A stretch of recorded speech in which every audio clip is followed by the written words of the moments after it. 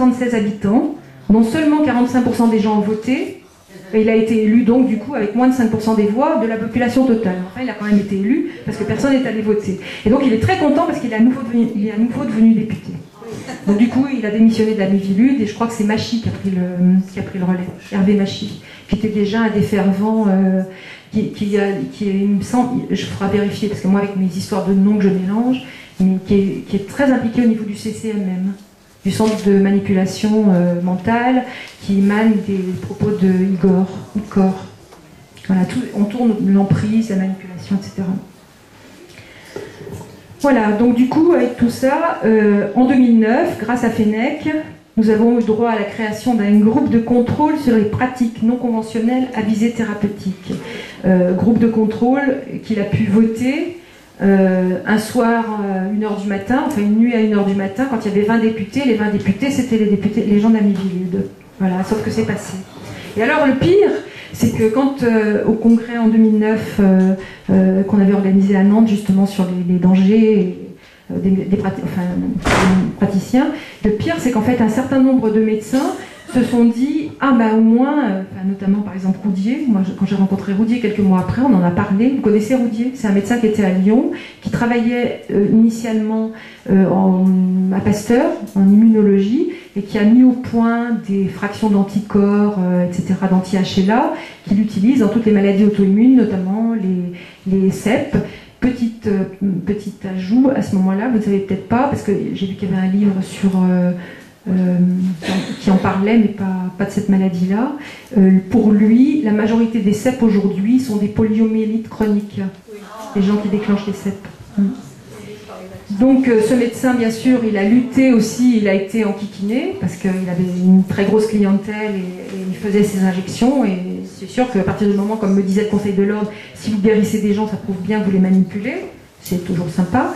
Donc il a été embêté, il a été obligé de s'expatrier, parce que du coup cette année il a été radié, il y a 2 ans je crois, et donc il s'est expatrié dans la République de San Marin, en Italie. Ça fait un peu loin pour aller. Déjà Lyon c'était... Mais bon, c'est comme ça. Donc...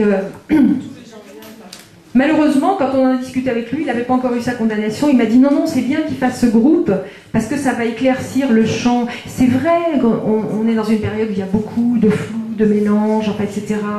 Malheureusement aussi, s'installent des gens qui n'ont pas la formation juste pour être... C'est vrai, hein, il y a des gens qui font des formations pendant quelques jours, ils s'installent comme thérapeutes, ça craint quand même. Mais écoutez, qu'est-ce que vous voulez? Ok, voilà, mais maintenant penser que la mission de la Miviludes, ça était comment on va dire, de légitimer les médecins non conventionnels, c'était quand même un doux fantasme. Hein. Donc voilà. Donc en tout cas, voilà.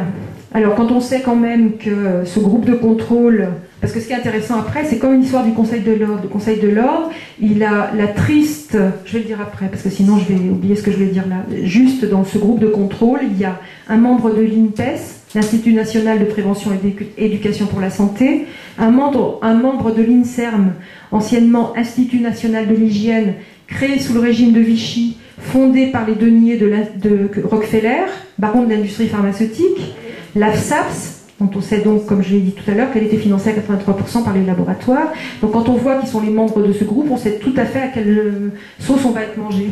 La tour est jouée, quoi. Encore une étape de plus.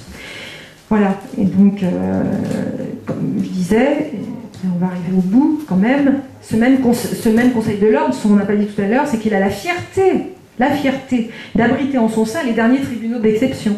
Hein, donc le premier tribunal, c'est le tribunal des affaires sociales, le TAS, qui permet de juger les médecins dont les pratiques dérivent de l'EBM via les contrôles que fait la sécurité sociale. À l'origine quand même, la sécurité sociale, c'était un organisme de prestation de solidarité pour aider les gens. Quand on voit comment a évolué la sécurité sociale, ça aussi, c'est quand même, ils sont largement sortis de leur cadre et il n'y a pas dans les statuts de la sécurité sociale un texte qui les autorise ni à surveiller. Il n'y a pas de texte, hein, c'est illégal. Donc il n'y a pas de texte qui permet la surveillance. C'est encore moins un texte qui décide qu'ils doivent juger ou condamner des médecins qui n'ont pas les bonnes pratiques, entre guillemets. Il n'y a rien là, c'est un flou total. Mais comme en fait c'est jugé par le TAS au sein du Conseil de l'Ordre, jugé parti, il n'y a jamais moyen d'obtenir gain de cause. Donc on tourne en boucle. à mon sens, la chose sur laquelle il faut se focaliser, c'est de virer ce Conseil de l'ordre. Excusez-moi, il faut virer le Conseil de l'ordre. Tant qu'il sera là, on n'arrivera pas à avancer. Donc, pardon ? Il n'y aura jamais. En France, de toute façon, on a un problème. La médecine ne peut pas évoluer tant que le Conseil. Tout à fait, tout à fait. Voilà. Je crois qu'on va laisser Madame Morel terminer dans les quelques Oui. minutes qui nous restent. On va lui laisser faire la conclusion. Voilà, sur ces deux tribunaux, et puis on va s'arrêter là. C'est pour dire qu'en fait, il faut mettre une réflexion quand même sur tout ce qui est en train de se jouer, et qui fait que les actions qui sont posées sont pas toujours, obtiennent pas le résultat qu'on veut, et il faut trouver comment rentrer dans un fil, un harpon dans le système. Et donc le deuxième tribunal, c'est le tribunal du Conseil de l'ordre, devant lequel sont appelés les médecins dont le comportement est jugé non déontologique. Voilà, donc par exemple Ruhlmann, aujourd'hui, il a été condamné. Ruhlmann, c'est donc un des fervents défenseurs de la médecine anthroposophique. Il a fait de l'enseignement il a été vraiment quelqu'un qui a fait beaucoup évoluer la médecine anthroposophique en France. Et il a beaucoup œuvré aussi quand l'anthroposophie avait été mise dans la liste des sectes. Et aujourd'hui, parce qu'il faut comprendre les conséquences que ça a dans la vie des médecins et pourquoi aussi ils ont peur, du coup, lui, aujourd'hui, il a été attaqué et il a été radié parce qu'en fait, il utilise une antenne de Léchère, voilà, dans sa pratique, et donc il vient de se faire aligner pour pratique charlatanesque. Là, il porte plainte contre le Conseil de l'ordre, on va voir ce que ça va donner. Le pire, parce que c'est ça qu'il faut comprendre après, c'est les conséquences que ça a dans la vie du médecin. Parce qu'en fait, comme il a été condamné par le Conseil de l'ordre, le comble, c'est que l'association anthroposophique l'a viré, au prétexte qu'elle ne veut pas avoir en son sein des gens qui sont des charlatans. C'est terrible.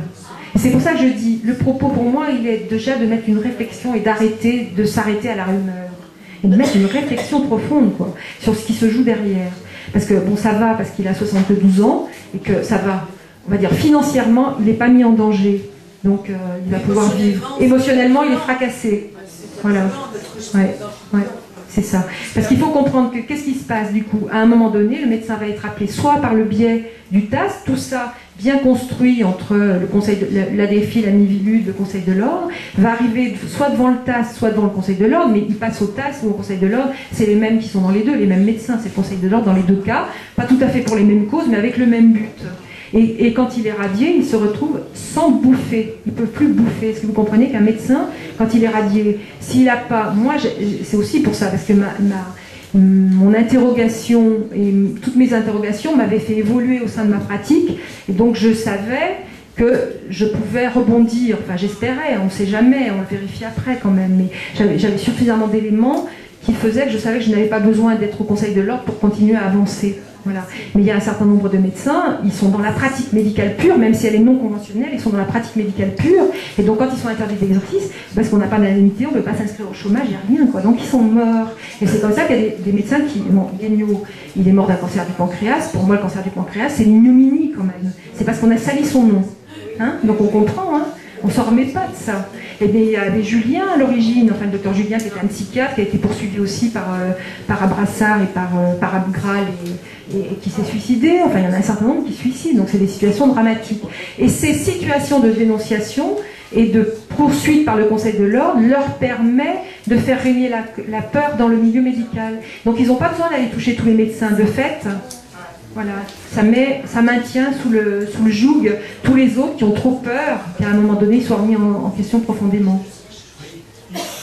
Il a 72 ans, donc il a quand même la possibilité de toucher sa retraite. Oui, c'est ce que j'ai dit. Il n'est pas en danger au niveau financier parce que du coup il a droit à sa retraite. Sauf que émotionnellement il est fracassé. Moi, une des choses sur lesquelles j'ai dû travailler quand j'ai décidé de démissionner, je me suis rendu compte à quel point mon identité était médicale. Et ça a été pour moi tout un travail que de dissocier mon identité de ma profession. Parce que c'est ça, quand on est engagé dans son boulot, c'est du quotidien, c'est son identité. Il a fallu que je me démarque. Ça prend du temps. Et je vois bien qu'avec Schröder, quand il a été poursuivi et condamné à Nantes, il y a des médecins qui ne s'en remettent pas. Cette fracture-là de l'ego, enfin voilà, qui est extrêmement profonde, ben, il y a des gens qui ne s'en remettent pas quand même. Hein. Donc voilà. Je vais m'arrêter là. Vous avez...